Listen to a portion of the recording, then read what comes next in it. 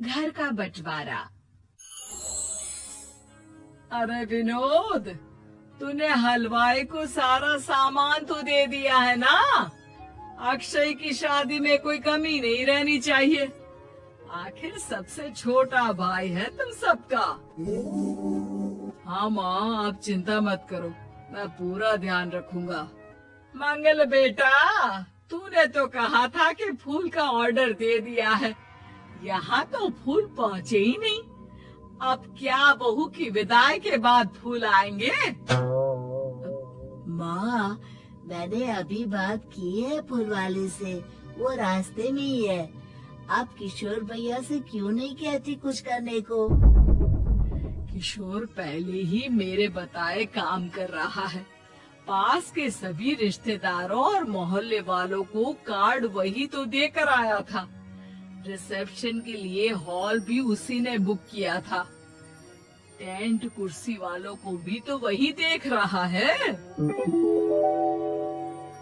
पर कई मोहल्ले वाले तो हमारे भरे पूरे परिवार से जलते भी है, उन्हें बुलाने की क्या जरूरत थी? बेटा, शादी ब्याह में तो बुलाना ही पड़ता है, नहीं तो लोग क्या कहेंगे। दादी दादी देखो ना, हलवाई अंकल हमें लड्डू नहीं दे रहे, आप इनको डांटो ना। अरे चैन सुख दे देना बच्चों को लड्डू, क्यों तंग कर रहा है इन्हें? बीबी जी, मैं कहा मना कर रहा हूँ, लेकिन लड्डू बनते ही ये बच्चे उठा उठा कर खा लेते हैं। अरे मैं तो इन्हें थाल में रख के परोस भी नहीं पा रहा। भागो, अब कोल्ड ड्रिंक पीने चलते हैं। भागो भागो, अब कोल्ड ड्रिंक पीने चलते हैं। जैसे कि आप देख रहे हैं, आज इस घर के सबसे छोटे बेटे अक्षय की शादी है। घर में बहुत चहल पहल है। कुलभूषण की बीवी कमला को फुर्सत ही नहीं है कामों से, लेकिन कुलभूषण और घर के बाकी लोग कहाँ हैं? आइए देखते हैं। अजी, आप यहाँ आराम से बैठकर गाने सुन रहे हो और घर में अभी तक इतने काम बचे हैं करने को। अरे भाई, मेरे सबसे छोटे बेटे की शादी है, इसके बाद तो मैं अब चिंता मुक्त हो ही जाऊंगा। और फिर घर में तुम हो, बेटे बहुएं हैं, तुम लोगों के होते हुए मैं क्यों काम करूं? मैं तो शान से बेटे की शादी में जाऊंगा तैयार होकर। अरे ठीक है, अब आप आराम ही कीजिए। एक बार अभिषेक की बीवी आ जाए, फिर मैं भी आराम करूंगी और मेरी चारों बहुएं पूरे घर की जिम्मेदारियां संभाल लेगी। इतना कहकर कमला वापस अपने काम में लग जाती है। बेटा भी, तू अब तक तैयार नहीं हुआ? किससे बात कर रहा है फोन पर? तैयार कैसे हो? सैलून जाने से तो आपने मना किया है, क्योंकि मुझे हल्दी लग चुकी है। भाभीियों को देखो, सुबह से पार्लर में है। अक्षय की शादी हो जाती है और नंदिता बहू बनकर घर आ जाती है, लेकिन इस घर की खुशियों को मानो किसी की नजर लग गई थी। नंदिता के आने के बाद आए दिन घर की शांति भंग होती रहती। अपने माँ बाप की इकलौती बेटी को इतने बड़े परिवार की जिम्मेदारियां कहाँ संभालनी थी? अभी देखो ना, मेरे हाथों की मेहंदी भी अभी नहीं उतरी है और तुम्हारी मम्मी ने मुझे घर के कामों में लगा दिया। मैंने सोचा था कि घर की सबसे छोटी बहू होने के कारण मुझे सब पलकों पर बिठा के रखेंगे, पर यहाँ तो पलक झपकने की भी फुर्सत नहीं मिलती। देखो नंदू, शादी के पहले ही मेरे घर वालों ने तुम्हें और तुम्हारे पेरेंट्स को बता दिया था कि मैं जॉइंट फैमिली में रहता हूँ। तो फिर अब ये शिकायत क्यों? और फिर तुमसे पहले मेरी भाभियां भी तो आई थी शादी करके, उन्होंने तो कभी कुछ नहीं कहा। नंदिता तब तो चुप हो जाती है, लेकिन ऐसा बहुत दिनों तक नहीं चलता। अरे नंदिता, माँ बाबूजी की दवाई का टाइम हो गया है, उन्हें दवाई दी आओ और उसके बाद सबके लिए नाश्ता बना देना।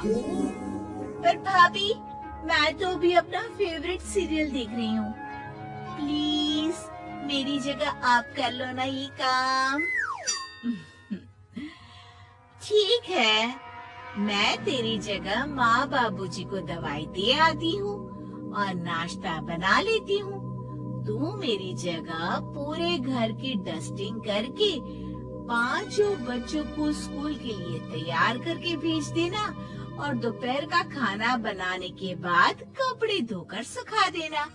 उसके बाद हम दोनों मिलकर बाजार जाकर सब्जी ले आएंगे, फिर डिनर की तैयारी कर लेंगे और उसके बाद बस बस भाभी, मैं माँ बाबूजी को दवाई देकर सबके लिए नाश्ता बना देती हूँ। हे भगवान, ये कहाँ लाकर फंसा दिया मुझे। मेरे घर में तो गिनती की 8 रोटियां और 2 सब्जी बनती थी और नाश्ता निपट जाता था। यहाँ तो रोटियों का ढेर और सब्जियां बड़े बड़े पतीलों में बनानी पड़ती है। नाश्ता बनते बनते लंच का टाइम हो जाता है और लंच बनते बनते डिनर का। अभी मुझ में तुम्हारे पूरे परिवार का नखरा उठाने की और ताकत नहीं बची। मैं ऐसे नहीं रह सकती। अरे तो क्या चाहती हो तुम? मुझे अलग रहना है बस।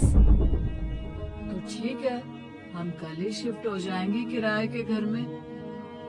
इतना बड़ा घर होते हुए हम किराए पे क्यों रहेंगे? ना जी ना, घर में ही दीवार खड़ी करो अपने हिस्से के आगे। घर के साथ साथ घर की खुशियों में भी दीवार खींच जाती है। ऐसे ही कई महीने बीत जाते हैं और नंदिता माँ बन जाती है। बच्चे के आने से अभिषेक के कंधों पर खर्चों का बोझ आ पड़ता है। अभिषेक का बोझ कम करने के लिए नंदिता भी पार्ट टाइम जॉब कर लेती है, लेकिन इससे उसके सर पर नौकरी, घर और बच्चे की जिम्मेदारी बढ़ जाती है। नंदिता, ये क्या है? तुमने घर भी ठीक से साफ नहीं किया, ना ही मेरे कपड़े धुले हैं। चिंटू के बाल भी कटवाने जाना था, देखो उसके बाल कितने बढ़ गए हैं। अरे करती क्या हो पूरा दिन तुम? मैं करती क्या हूँ?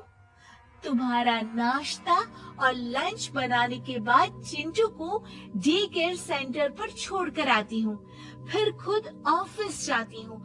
पूरा दिन काम करके आने के बाद बिना आराम किए बाजार से सब्जियां लेकर आती हूँ, घर आकर खाना बनाती हूँ, चिंटू को देखती हूँ और क्या करूँ मैं? तो किसने कहा था अपने सर पर इतने काम लेने को? मत जाओ ऑफिस। ऑफिस जाए बिना घर के खर्चे कहाँ से पूरे होंगे? चिंटू की डे केयर का खर्च, उसके लिए बेबी फूड का खर्च, प्रेस वाले का खर्च, ये सब तुम्हारी सैलरी से होता नहीं है। अगर परिवार से अलग नहीं होती तो इतनी मुसीबतें नहीं उठानी पड़ती तुम्हें। तुम्हें परिवार के साथ मिलकर काम करने में दिक्कत थी, लेकिन काम तो अब भी बहुत है तुम्हारे सर पर। चिंटू को भी डे केयर भेजने की जरूरत नहीं पड़ती। उसको गोद में खिलाने के लिए दादा दादी और घर के सभी बड़े होते। उसके साथ खेलने के लिए उसके भाई बहन भी होते। मेरे तीनों बड़े भाइयों के बच्चे भी बड़े हुए हैं, लेकिन बिना महंगा बेबी फूड खाए, क्योंकि मेरी माँ और भाभियाँ बहुत अच्छे से जानती है कि बच्चे को क्या खिलाना चाहिए। बिजली के बिल जैसे खर्चे भी सब मिलकर बांट लेते थे। लेकिन तुम्हें तो सबसे अलग रहने में ही मजा आता है। तो आप शिकायत क्यों करती हो? बस करो अभिषेक, बस करो। मैं मानती हूँ कि मैं गलत थी। मेरे एक गलत फैसले ने हमें बिल्कुल अकेला कर दिया है सबसे।